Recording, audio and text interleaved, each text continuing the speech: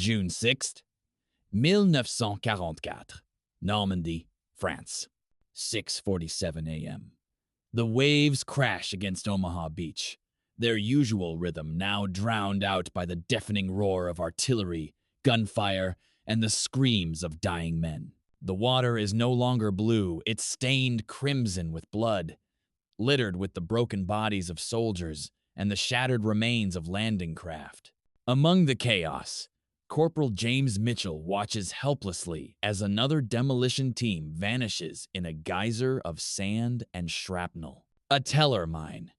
5 more men gone in an instant. The German defenses are slaughtering the Allied engineers, and time is running out. Captain Robert Hayes crouches beside Mitchell, shouting over the chaos they have just 14 minutes to clear a 50-meter path through the minefield before the next wave arrives. At their current rate, they'll lose every man before they even reach halfway. The math is merciless. Out of 16 Navy demolition units that landed first, 12 are already decimated. The Germans have buried 4,000 mines across the beaches, and standard protocol crawling forward with bayonets. Probing the sand at 45-degree angles takes minutes per mine. They don't have enough time. They don't have enough men. The situation seems hopeless.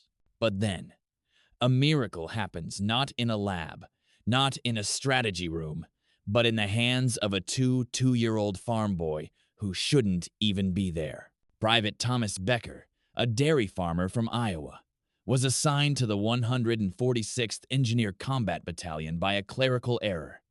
He never finished high school. He had no engineering training, no explosives certification, and absolutely no business being in a minefield. Yet, at 6:52 a.m., 5 minutes after Mitchell's third team is obliterated, Becker does something no one else has thought to do. He grabs an empty bucket, fills it with seawater, and starts pouring it onto the sand, watching, waiting, learning. Where the water flows smoothly, the sand is untouched. Where it pools and runs off oddly, something is buried. A mine, a rock, something deadly. The difference is subtle but unmistakable. Without a word, he marks the spot with a piece of driftwood and moves on.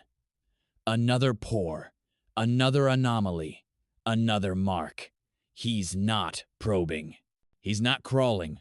He's walking, and he's finding mines faster than anyone ever has.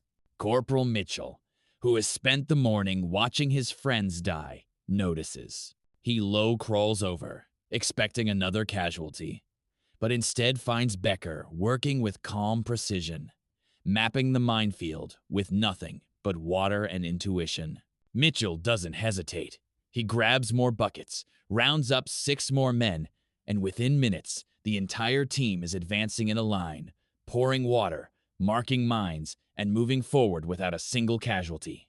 By 7:15 a.m., Captain Hayes arrives, furious. Who authorized this? Where's the manual? Where's the validation? But then he sees the results. 14 mines marked, 7 confirmed, 0 dead. The men are working faster than anyone else on the beach.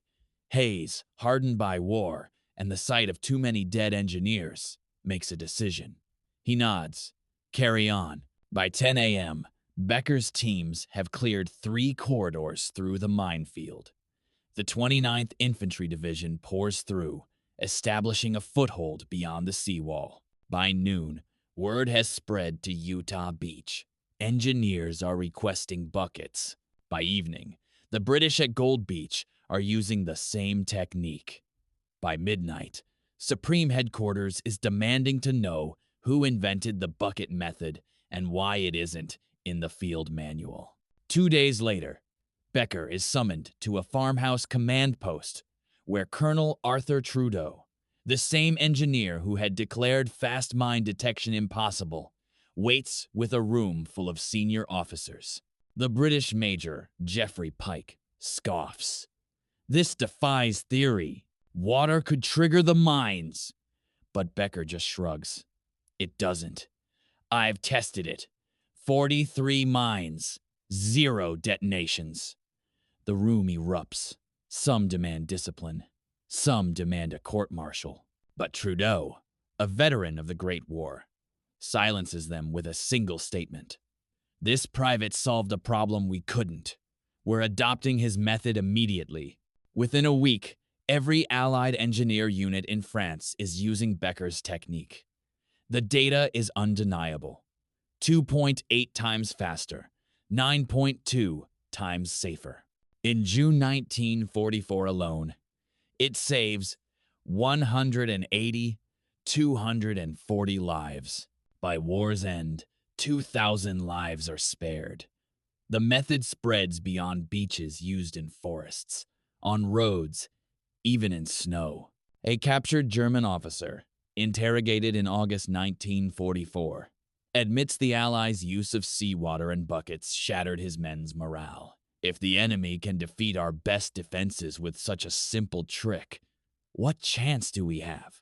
On July 18th, now Sergeant Becker leads a team clearing a mined road near St. Lo. In under 4 hours, they neutralize 62 mines, 0 casualties. A lieutenant colonel shakes his hand, tears in his eyes.